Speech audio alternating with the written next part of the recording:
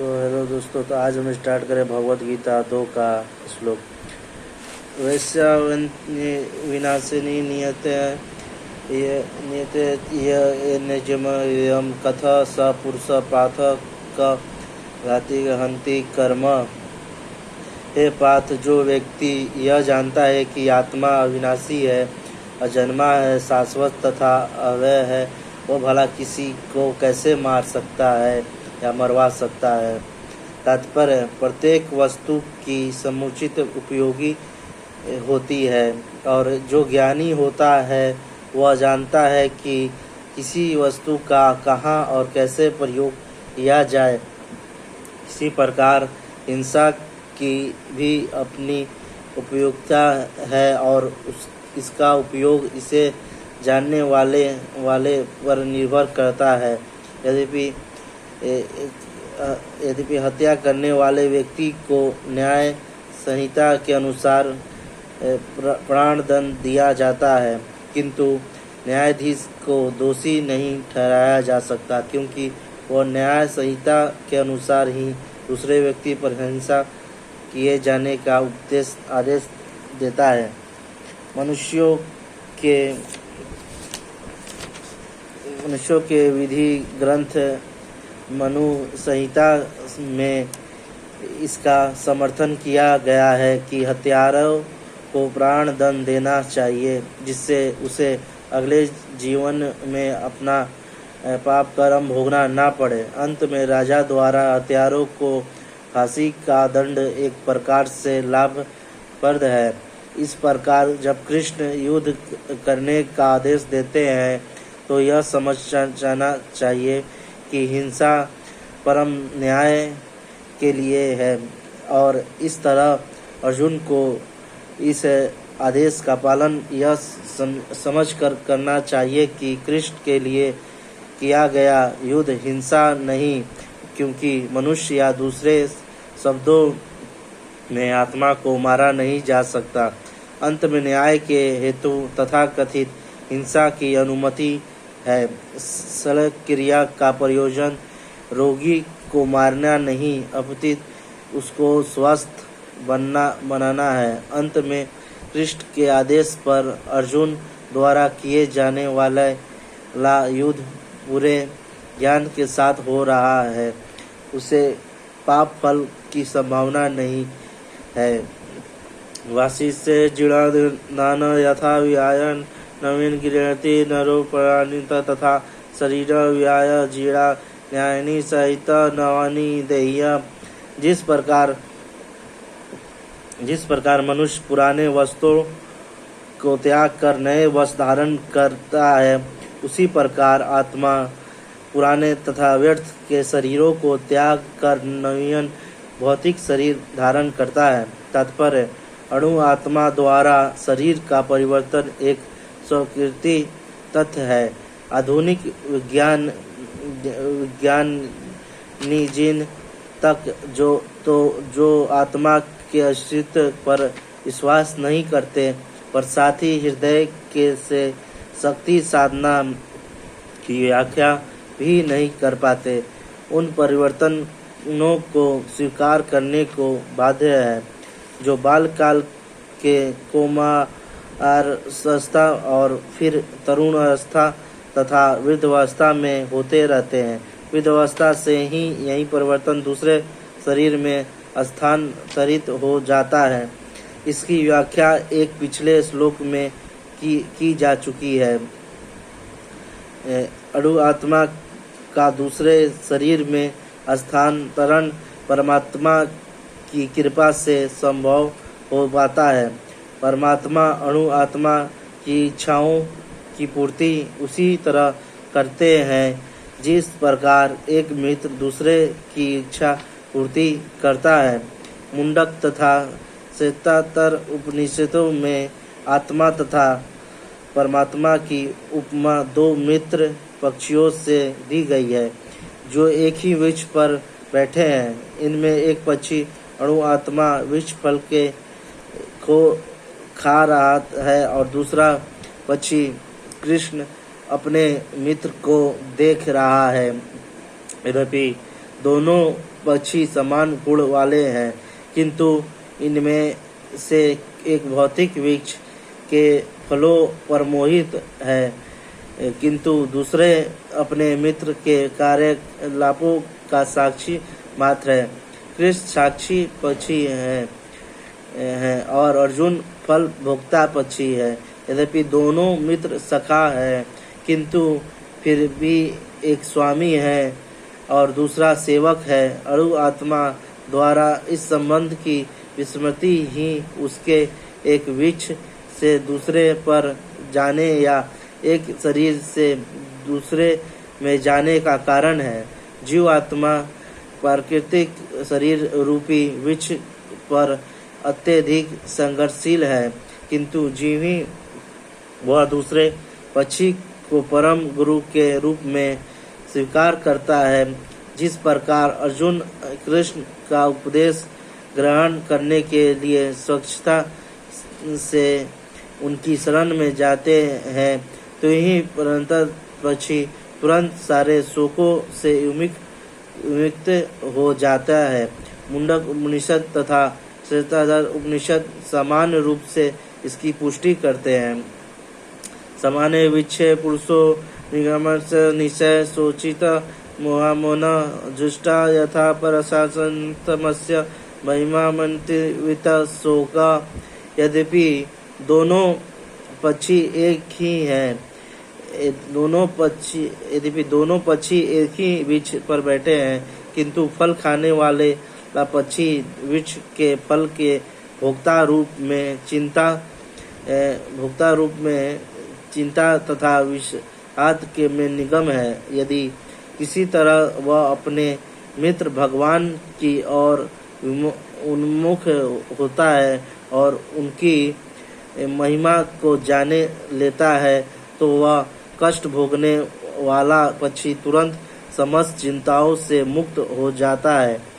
अब अर्जुन ने अपना मुख अपने शाश्वत मित्र कृष्ण की ओर फेरा है और उनसे भगवत गीता समझ रहा है। इस प्रकार वह कृष्ण से शरण करके भगवान की परम महिमा को समझ कर शोक से मुक्त हो सकता है।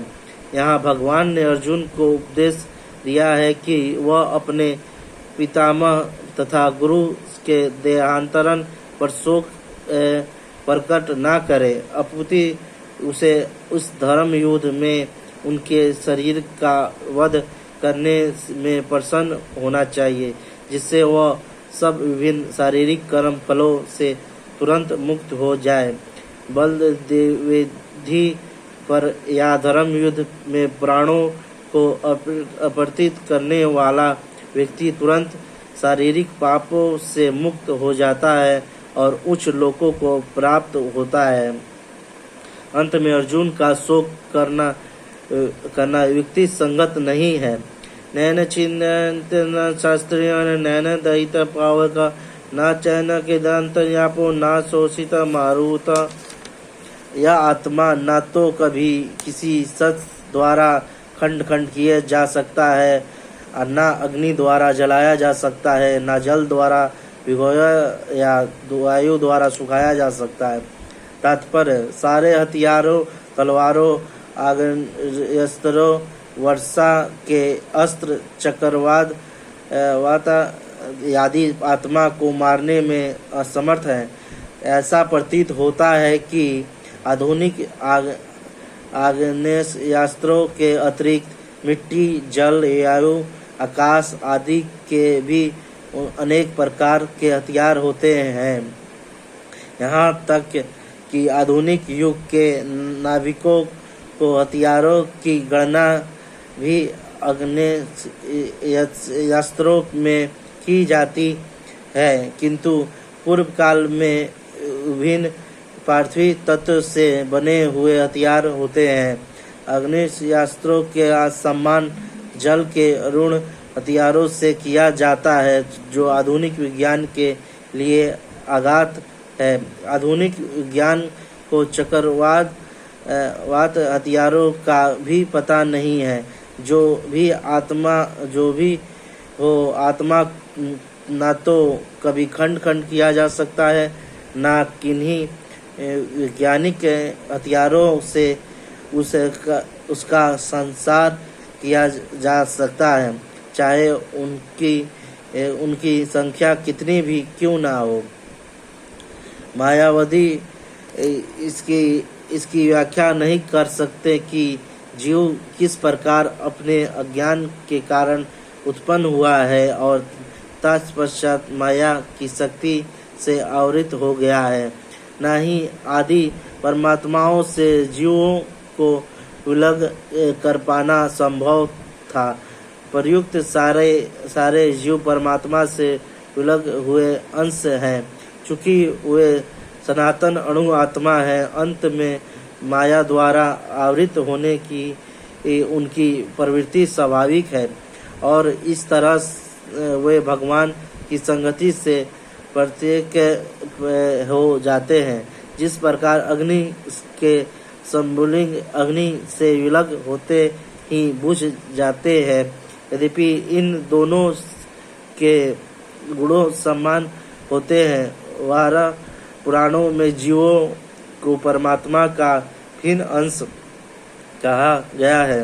भगवत गीता के अनुसार भी वे शाश्वत रूप से ही है। अंत में मोह से मुक्त होकर भी जीव प्रतीक अस्तित्व रखता है, जैसा कि कृष्ण द्वारा अर्जुन को दिए गए उपदेशों से स्पष्ट है। अर्जुन कृष्ण के उपदेशों के कारण मुक्त हो गया है, किंतु कभी भी कृष्ण से एकाग्र नहीं हुआ। अक्षोदयादमोदयमुकृत सोषत यम च नियते स्वर्गत संस्थान चलत सनातन। यह आत्मा अखंडित तथा अगुणशील है।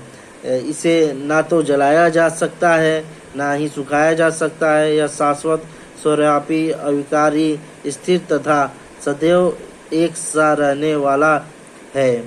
तात्पर्य, अणु आत्मा के इतने सारे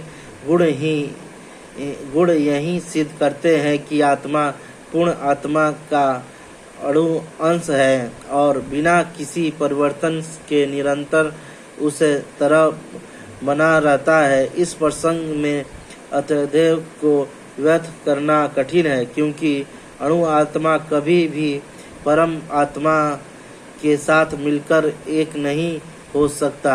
भौतिक कलमश से मुक्त होकर अणु आत्मा भगवान के तेज की किरणों को आध्यात्मिक संस्कुलिंग बनकर रहना चाह सकता है, किंतु बुद्धिमान जीव तो भगवान की संगति करने के लिए वैकुंठ लोकों में प्रवेश करता है। स्वर्गत शब्द महत्वपूर्ण है, क्योंकि इसमें कोई संशय नहीं है कि जीव भगवान की समग्र सृष्टि में फैले हुए हैं। वे जल, थल, वायु, पृथ्वी के भीतर तथा अग्नि के भीतर भी रहते हैं।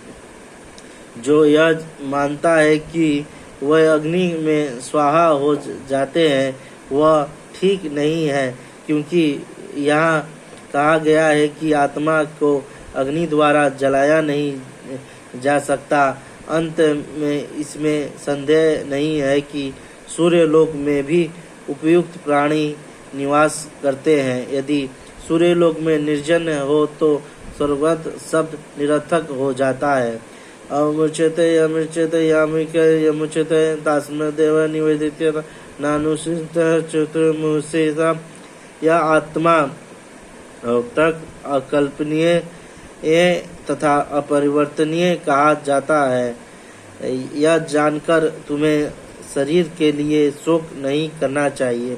तात्पर्य, जैसा कि पहले कहा जा चुका है, आत्मा इतना सूक्ष्म है कि उसे सर्वाधिक शक्तिशाली सूक्ष्मदर्शी यंत्र से भी नहीं देखा जा सकता।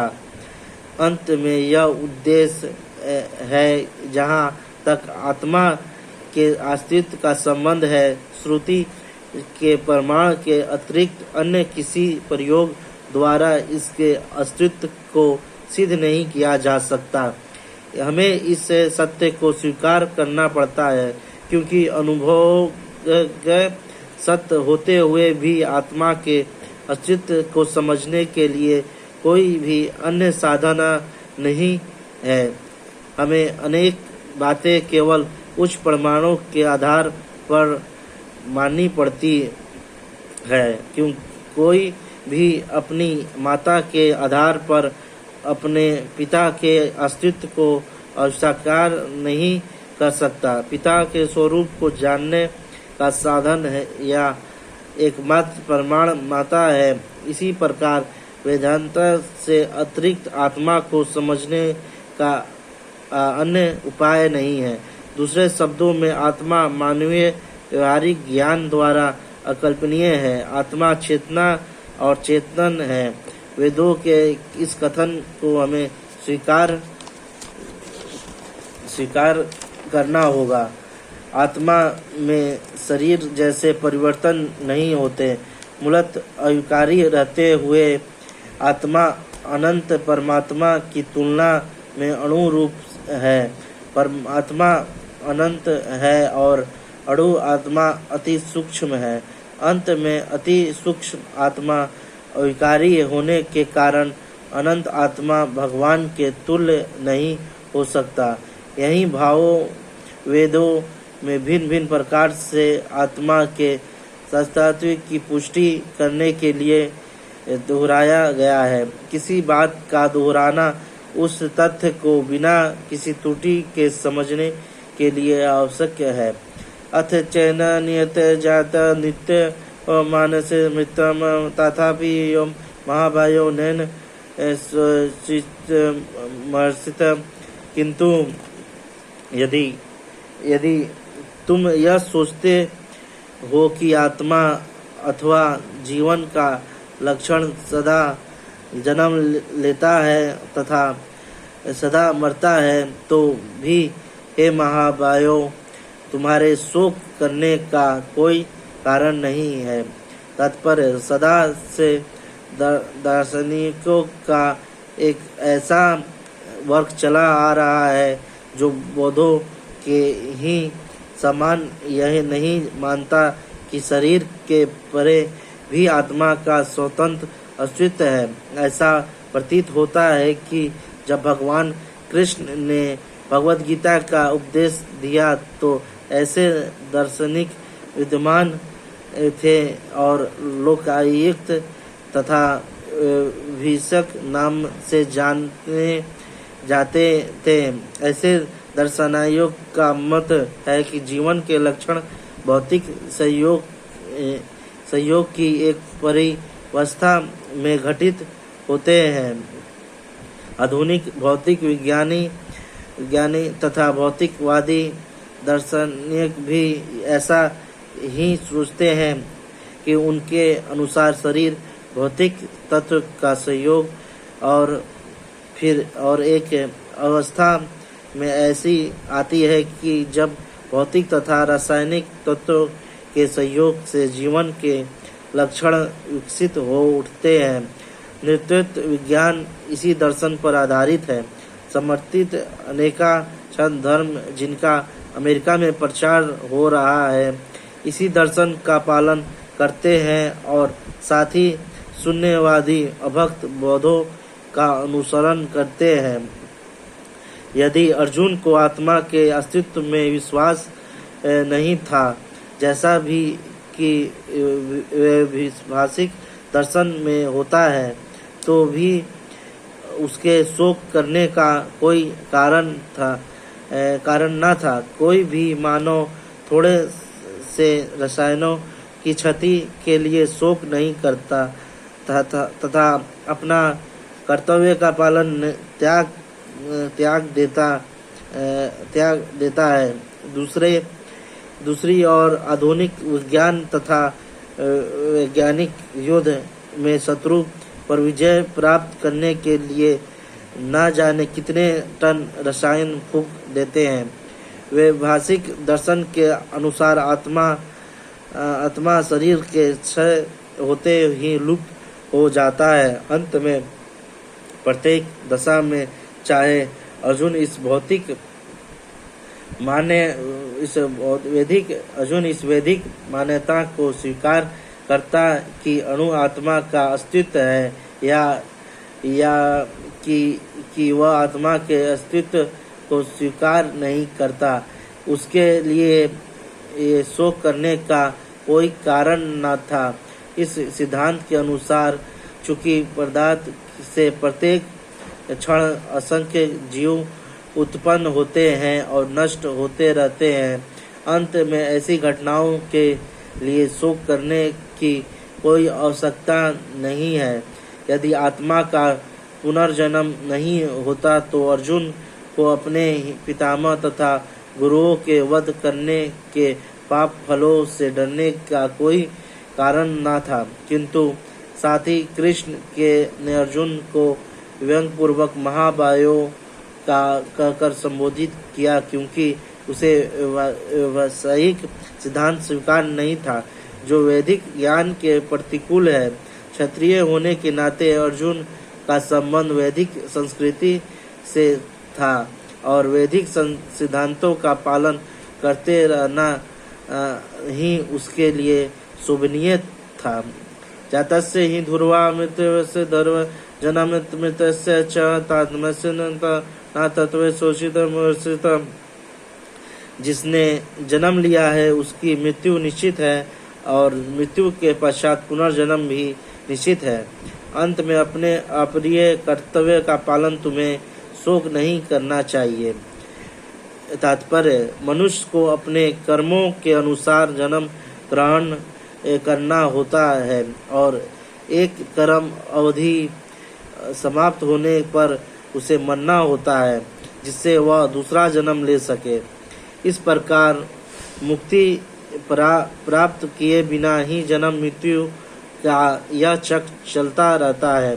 जन्म मरण के इस चक्र से विधहत्या वध तथा युद्ध का समर्थन नहीं होता, किंतु मानव समाज में शांति तथा व्यवस्थाओं बनाए रखने के लिए हिंसा तथा युद्ध अप्रिय है। कुरुक्षेत्र का युद्ध भगवान की इच्छा से होने के कारण अप्रिय था और सत्य के लिए युद्ध करना क्षत्रिय का धर्म है। अंत में अपने कर्तव्य का पालन करते हुए वह स्वजनों की मृत्यु से भयभीत या शोकाकुल क्यों था? वह विधि कानून को भंग नहीं करना चाहता था, क्योंकि ऐसा करने पर उसे उन पाप कर्मों के फल भोगने पड़ेंगे जिनसे वह अत्यंत भयभीत था। अपने कर्तव्य का पालन करते हुए वह सज्जनों को